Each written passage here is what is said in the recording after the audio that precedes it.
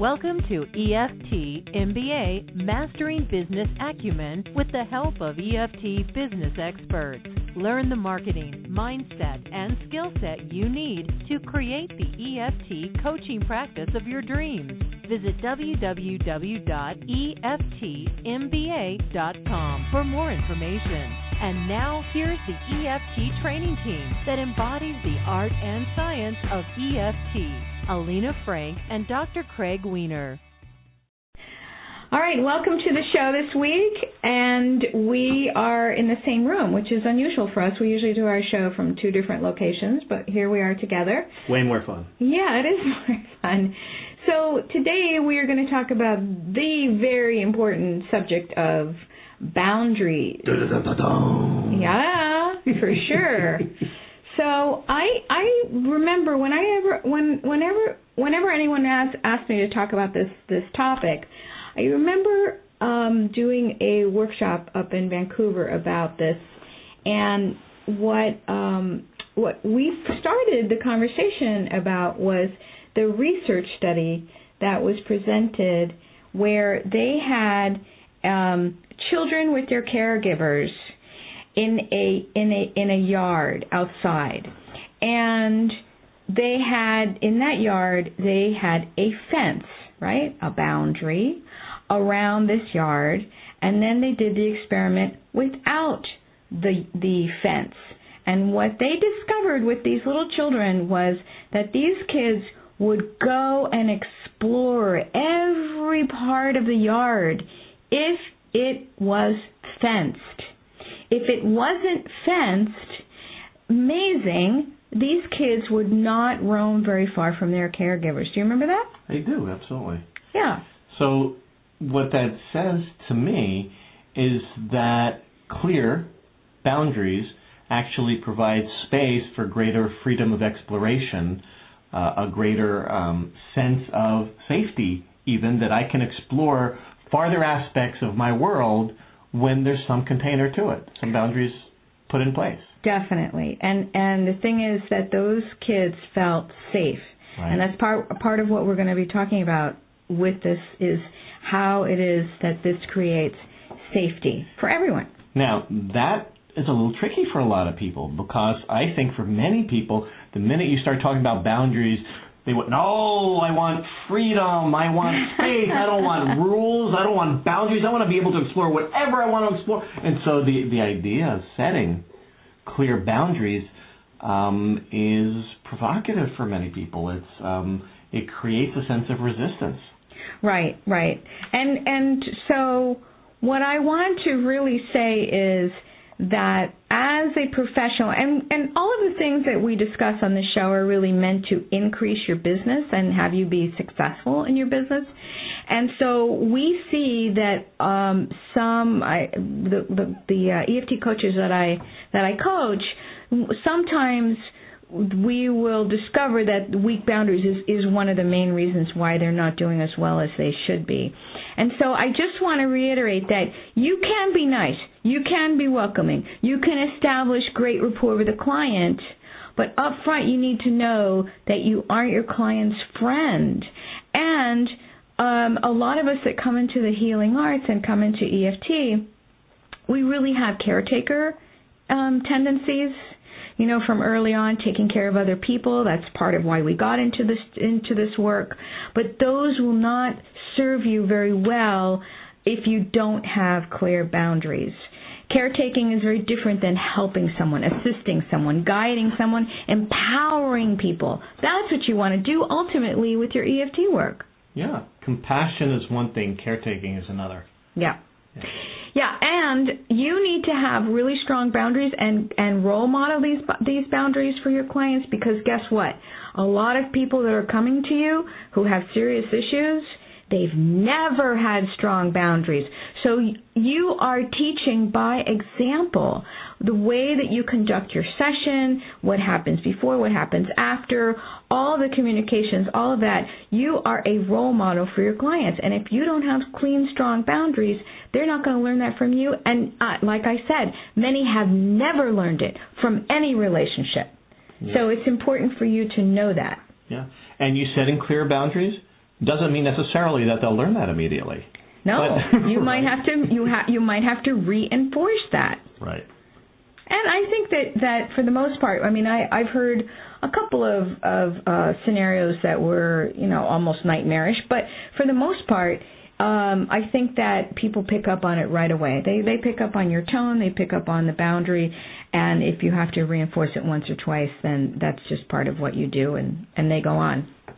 So let's talk about why these are important. We have 5 different things here, items that we have listed about the importance of talking about boundaries. Yeah. Number one, why talk about boundaries? Why they're important? Because you setting clear boundaries as a practitioner will help you to prevent from having practitioner burnout. Oh yeah. Absolutely, and we're in it for the long term here. We are here to coach coaches to be able to thrive financially and to be able to thrive with ease and joy and to have a practice that they can't wait to get up to and work with the next day. Mm-hmm. So what happens when boundaries are not clear? The squeaky wheels start squeaking, right? So the problem people start showing up more with greater and greater problems because you from the very beginning didn't say, oh, my hours are between this and this. This is how you can communicate with me, et cetera, et cetera. The clearer you are from the very beginning, the more that people will follow that and not continually to be irritating in the ways that you don't want them to communicate and work with you. Right. So that was burnout from the perspective of the coach. Right. And so the next item that we have is from the perspective of the client, you reduce misunderstanding. Sure. So in other words, you, let's just say, contacted the client. They contacted you and you called them back at 9 o'clock in the evening to get back to them because you were anxious to get a new client. Well, you just set up the tone that you're open for communication at 9 p.m. So then the next time they have to reach you, call you at 9 p.m., thinking that they can get a hold of you. Well, apparently you have hours that last that long, so you're the one that called me the first time. So in other words, when we have, the clearer we are with setting up those boundaries at the beginning, it's all about prevention. Because what we're doing, things often start out smoothly, but it's the times when, what do you mean you can't work with my spouse? What do you mean we can't set up a weekend appointment? What do you mean, if you didn't set up those boundaries at the beginning, their expectations are not going to be the same as yours. Right. I promise you that. Right. Yeah, it does. It reduces misunderstandings. So number 3, without boundaries, you or your client may overstep your client-coach relationship, and that person will never see you the same way again. Well, once you hit one of those situations in which a communication was misunderstood, they thought that you were going to do this and you didn't, trust gets eroded. Yeah. And even though that they may forgive, and even though you may get past it, there is still often this little check mark of, the next time something happens like that, unless they tapped it away, which they may or may not have, that still is going to be there influencing future communications and future work together. It just does. Sure.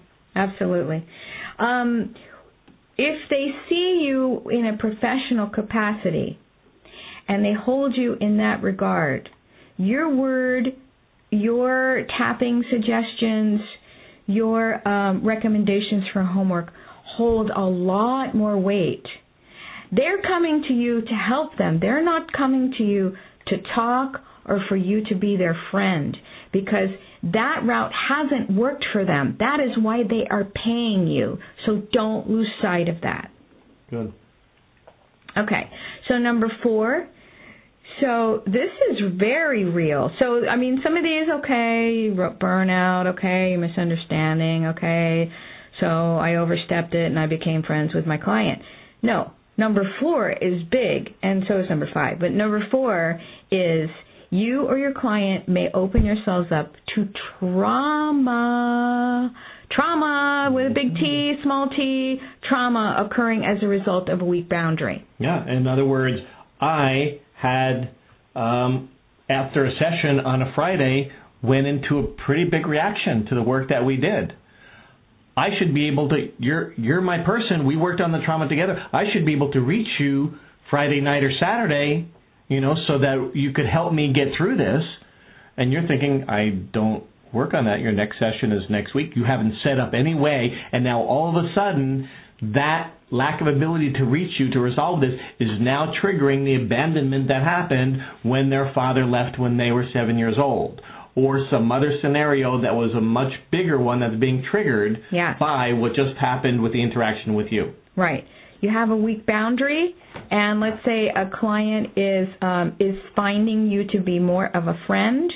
Then when you can't be there as a friend for them, because all of a sudden you're waking up to the fact, holy cow, I've overstepped my boundary here, then they will feel hurt. You will add to the wound that they've had through recapitulation, through the compulsion to repeat the trauma. It's very easy. It's easier than you think. And so setting that up, that weak boundary where you're friends, you're socialized, you just loosey-goosey with your hours, that kind of thing, you can actually be falling into the trap of replaying a traumatic event from their past or from your own. Yeah. Yeah, it's really critical. You, again, setting up the boundaries, while it doesn't eliminate the possibility, it strongly reduces the likelihood of this happening. Exactly. Right? Yep. Last one? So the last one is, why are we talking about this? Legal issues. Yes. Okay. We want to reduce the likelihood in any way of any legal action, really. So depending on whether you're a mental health care provider or a coach or whatever capacity you're practicing in, you have to know the possibility of a misunderstanding, especially if there was an early trauma around it, and now all of a sudden they feel abandoned by you or anything else. If you haven't put in place all your legal disclaimers on your forms, your informed consent, reviewed all of those things in advance, the likelihood of there being a repercussion is enhanced, whether it's by them directly or a family member that they've shared, or they shared something with a therapist that then you were not clear, for example, of your boundaries with regard to your professional vocation and what your boundaries are as a coach, for example, and what you're able and not able to discuss, all of those things. You just have to set those very clear from the very beginning in your informed consent. You're reiterating that during the course of the relationship. These boundaries are not a one-time venture that's done in a single form, right, or done as a disclaimer on a website, etc. This is a continual process, right, that's getting amended and worked with and reiterated, because especially when people start working with you and they're really in their negative emotionalness, they're not listening so well to all those rules also. So I know as a chiropractor working with people in pain, the things I say on the first day when they're in a lot of pain, they maybe only heard 30% of that. Right. Right? So they're being hijacked by their pain or their emotional pain or their physical pain. So the things that we're talking about, the boundary setting, needs to be repeated in different ways. Yep. And at different times. So before we talk about the actual things that you need to look at to create strong boundaries in your practice, let's talk about the signs of weak boundaries. So there are some obvious signs, and if you fall into these, you can, if you check any of these, then you really need to stop and ask yourself why this is going on and see what boundaries you need to shore up in your practice to avoid these. A sign of a weak boundary is going extra time in a session. Oh, what's wrong with that? I do that all the time. No, I don't. I'm kidding. But I know people that do. Yeah. We've had students and mentees in the MBA program and that we've taught that habitually go over time because they're being of service. Right. Maybe they don't consider themselves a caregiver, but they're compassionate. They just can't cut people off all the time, and people are processing. And, our session goes into 80 minutes, et cetera, et cetera. Yeah. So if it happens repeatedly, this is an issue. It's a sign. It's a sign of a weak boundary. All right. Next is extra sessions. Sure, because Like, we didn't finish the work, so we'll continue it next Monday? Next Monday that I'm not charging you for. Week boundary. Yeah, because apparently as a practitioner, I was responsible for completing working with that trauma, and I didn't. So now, okay, we'll continue next week, and you don't have to pay for it. Okay. Here's one that we do have to work with our students on quite frequently. It's reduced fees. Ooh, That's see that a lot. Yeah, of a week boundary. Okay, let's hear how that shows up as a week boundary. As a week boundary, well, number one is you provide a sliding scale, and continually people always choose the lowest sliding scale. That's still working within the boundaries you gave, but if you notice that nobody ever pays full price, and you're always getting people kind of bargaining and talking about the last practitioner that didn't charge. You hear a lot of that story all the time. This is a sign that you're not being really clear with your pricings, and that needs some cleaning up and some real distinctness in how you do that. Right. It also could be that the boundary is so weak that the person sees you as their friend, and they're like, okay, so I really need you. I can't afford it this month. I've got this stuff going on, and then you're reducing fees. That's not to say, let's make this very clear, that's not to say that we're not big proponents of giving back. There is a way to do it. Sliding scale is not it, though. And so in the MBA program, we go over this. But reducing fees, just, you're getting people always wanting reduced fees or, that sort of thing. Last-minute appointments is another thing, that you're always taking last-minute appointments. Also sign of a week boundary. Well, let's just be clear with that. A last-minute appointment, there are emergencies that come up that we each take.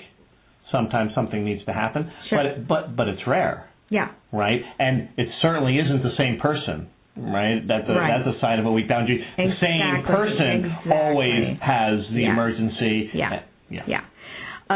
So allowing clients to come in late for a session and then you go over, that's a weak boundary. Right? So they're 10 minutes late and then you tack on 10 minutes at the end of the session. Yeah. And what about people that call in the morning of an appointment in the afternoon and tell you that they had to take their daughter to a class they didn't expect to, so they need to reschedule? So we're going to go over how to avoid those things, but that definitely is a sign of weak boundary. Something else that is maybe not so cut and dry, but something to think about and keep in the back of your mind if you feel like this is an issue for you is you see yourself wanting more healing than the client wants for themselves. What do you mean by that?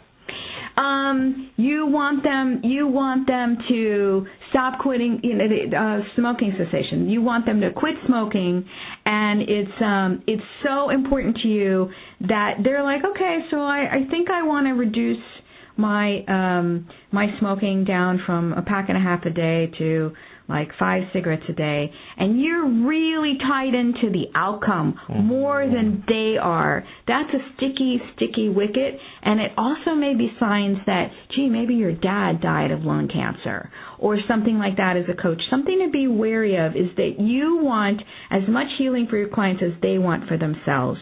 And let go of desired outcomes. Right, that personal projection. Yeah. I mean, especially strong with addictions and, like you're saying, smoking and weight loss and all of those. Right. Yeah. So we have a friend who's the head of a big mental health department in her state, and what she says is you can tell that this is sticky when you find yourself so drawn into your client's story that you're like, you're waiting in rapt attention for the next thing that they say. Yeah, that is not being detached and compassionate. That is being sucked in and possibly having a weak boundary. Okay, so now that you have some signs here, maybe this sounds like you. All is not lost. Or your friend. Yeah, maybe it's your friend. Your friend. So all is not lost. Let's talk about the things that you need to do. So, Craig, you brought up something right before we got on the air here. You brought up something that I thought was really important to say about what to do. Yeah. Well, it's actually when to start. When do you start setting boundaries? Right, with the client intake form, when you go over and form, where does it start? Well, it starts with the very first communication. It actually starts with whatever material is online. If they found you online, it begins with how you set the tone in your website. Do you have disclaimers? Do you have the things in place that are clear how they should communicate with you? Policies and procedures. Right. In other words, can they contact you via phone, via email? All those things are starting to set up of please how to contact me. If you do a consultation, many practitioners do, for example, a 15-minute free consultation. How do you set up that appointment? Do you, from the very beginning, make sure that it does not go more than 15 minutes, if that's what you offer? Exactly. If from the consultation you have set up, well, now she's asking some more questions at the end of the 15 minutes. Yeah. Can you tell me about the tapping? Well, hold on a minute, I have another question. If you break it from the beginning, it is broken, and it is so hard to get back. For sure. Right? Yep. So it begins from the beginning, and it continues through the process. Very good. So you've got your strong policies and procedures. You have your rates that you tell them at some point and you stick to them. You have one of the things that you can do is offer group rates or something if you want to do that sort of thing, and you can direct people to that. You got to be more specific. Yeah, I'm not going to even go into this because we don't have much time left in the show. We always keep it to 30 minutes on the show. That's a boundary we set. If we don't keep to that, see, they went 39 minutes this time, and they say they keep it to a half hour. Okay, so avoid dual relationships. So, but Craig, what about my friends? What about my family? You have to be more specific with the question. What do you mean about your friends and family? Yeah, what about my friends and family that I want to coach? Oh, as a practitioner, you want to coach your friends and family? Yeah. I'm going to strongly discourage that. Why? Because you have a dual relationship where you're then, at any one point, are you their coach or are you their friend? Right. And guess what? Especially when they're in their emotional hijacked, they're not remembering, hey, you're my friend, don't you remember the time we did this together and you were there for me and now you're not being there for me? Oh, you got the coach or whatever. Right. So those dual relationships get very tricky, especially when things get rough. Yeah. So I would say that yes, you can do some coaching and you can do some tapping, but you have to know what boundaries are set for what you're doing in the moment. Now you can coach your friends because you don't have a clear agreement with them, and it's a casual one-time thing. If they come repeatedly to have you help them, then it is time to think about either referring or coming up with some really strict agreements, like you would for any client-coach relationship. The forms, the intake, the process, the structure that's there, you enter into that with your friends and family. And I think that you can do that in a clean way. I'm going to actually... But you might not be... What I wanted to add was you might not be the best person to serve them. Exactly. Right. Because it could be about you. The issues could very well be about you, or they don't feel comfortable enough because you have the dual relationship that they can't open up to you as much as they would with somebody that they are hiring as a professional in a professional capacity with confidentiality. Yeah, and you as a friend want to help. Yeah. Of course you do. Any friend does. But you have to look at the bigger picture and how they're going to be best served. Exactly. Okay. So then another thing to avoid is you don't meet your clients socially. Right? You don't meet your clients socially. Out for drinks? No. Why not? No, you guys are like the same age and you're both in the Sierra Club. And because that goes back to avoiding dual relationships. Are you a friend or are you a client? Oh, yeah. Okay. Avoid helping with money or with transportation or giving your clients gifts or receiving expensive gifts from clients. Now, wait a minute. You want to block their gratitude for all the great work that you've done? You want to throw that back in their face? I'm sorry. It gets sticky.